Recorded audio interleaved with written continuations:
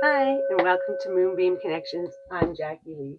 Today on Healing from the Storm, we're going to look at emotional abuse. So whether you suffered emotional abuse from, a parent or a sibling or an intimate partner or a friend, we'll be looking at how you heal from that. And I do set the intention that these videos reach those who need them when they need them. So if this video did reach you, it does mean that it is meant for you. It does not mean that the entire thing is meant for you. So it just might be a portion of the video that is meant for you to hear and to understand, and the rest is meant for somebody else. So take what resonates, just leave the rest behind, no big deal. And I am using my love deck today. I usually use this only for relationship readings, but I did feel today, because we're talking about emotional abuse, and of course that's very relational. Everything's very relational, but I decided I really was drawn to using my love deck. And if you don't know this particular deck of cards, it's really the only one I do it with. I only take the cards upright.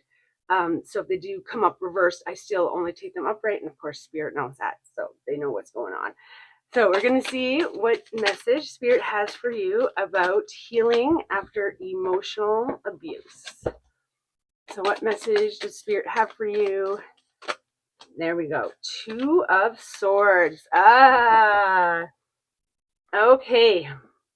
So the Two of Swords, it can be about being an indecision, right? Having a stalemate or being stuck, being in denial about things, right? So maybe you're like, oh no, it's not abuse.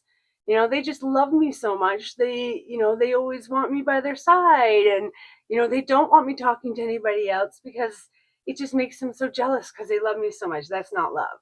That's control, right? And so what the Two of Swords is saying is that you actually, it's being at this crossroads. So you can see there's a crossroads here, right?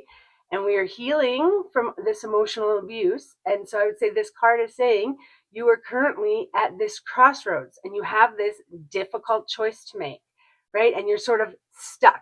So my guess would be you're stuck, that you're still within this emotionally abusive relationship, and you're debating, should I leave or should I stay, right? Which path should I continue on? The path I've always been on, or should I start taking this path?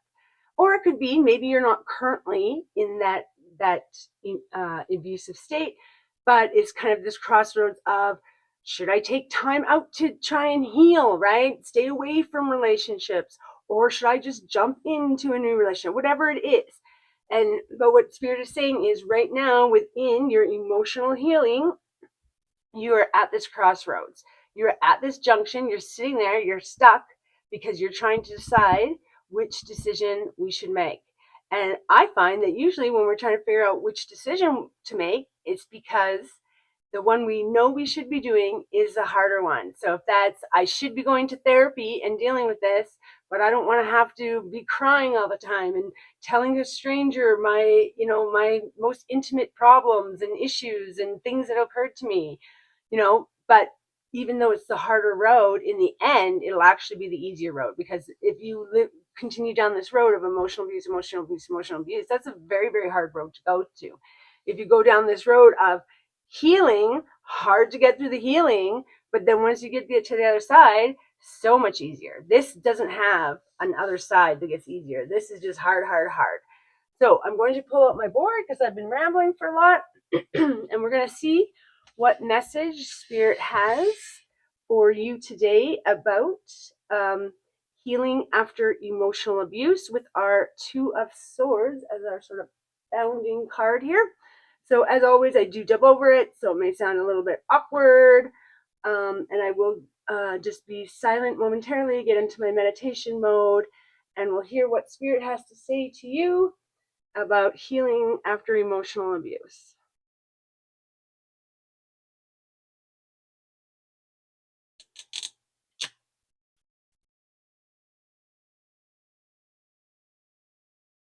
Healing after emotional abuse can be one of the hardest things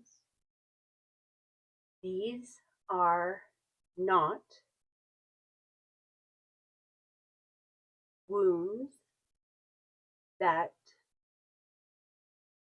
others see.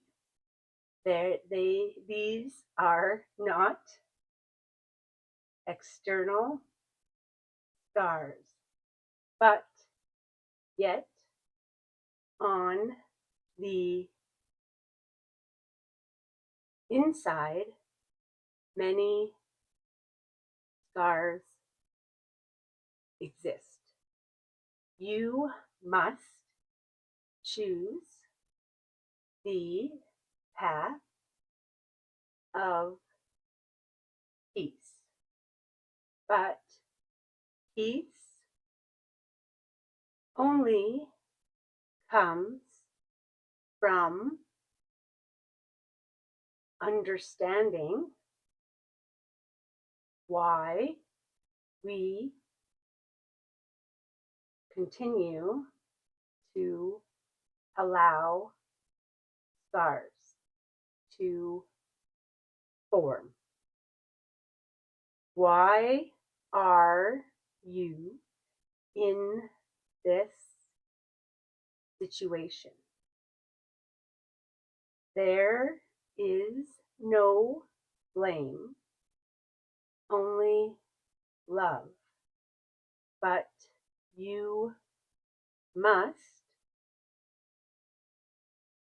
understand the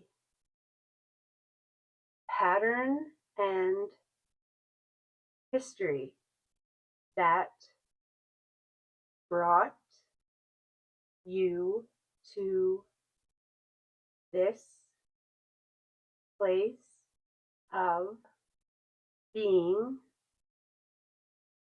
stuck in emotional abuse, to begin to change the pattern and heal, understand when and where the first scars formed, and you will understand why you continue to put yourself into situations to collect more scars. Sit back,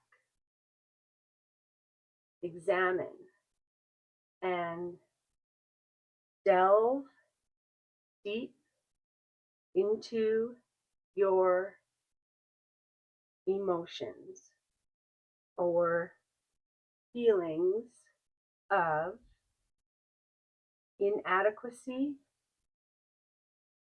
and needing more, or feeling lack.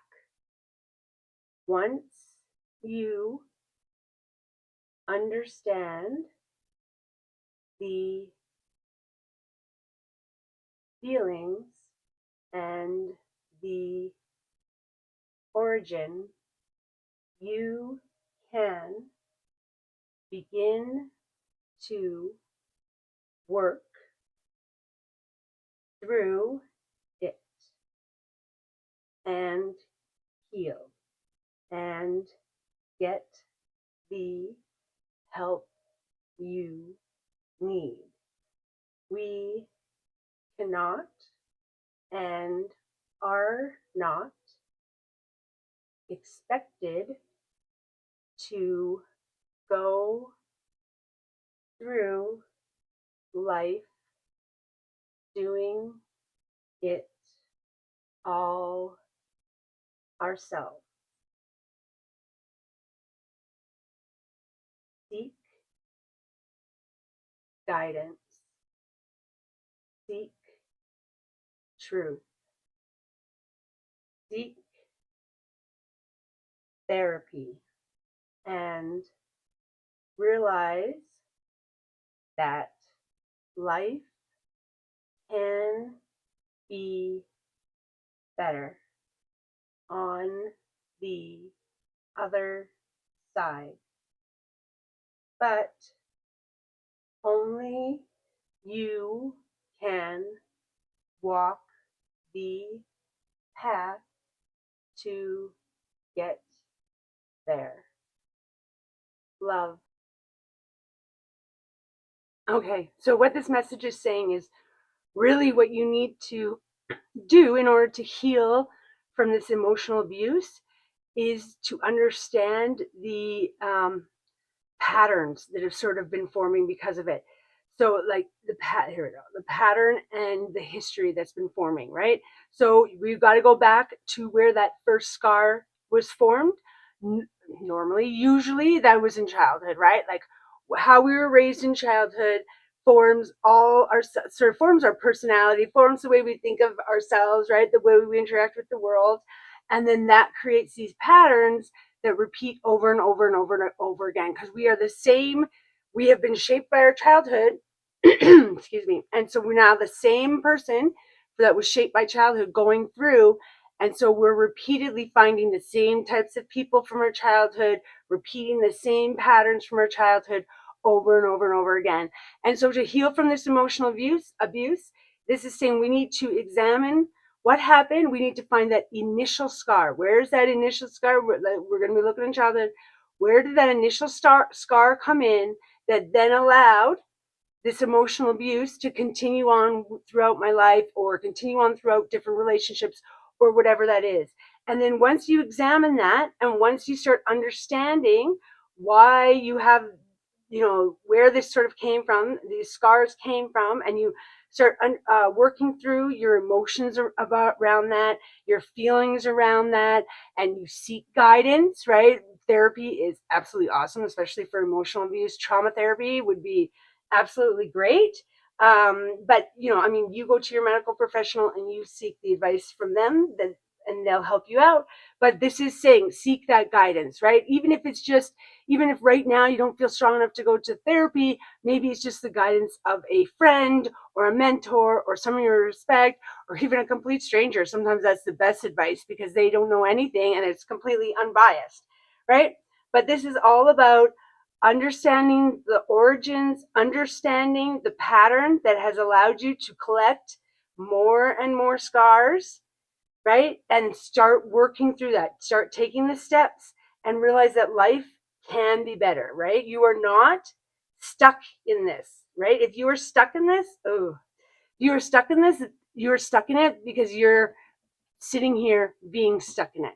So stop sitting here at this crossroads wondering if I can continue the life that I was already on, or do I go deal with my scars and get things done. Stop staying stuck at that crossroads and start working towards things because life can be better on the other side, but you have to walk the path, right?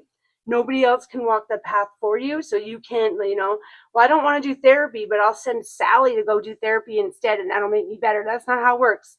You are on this path. This is your path. This is your life. And you have to walk this path towards a better life. So this is how we heal.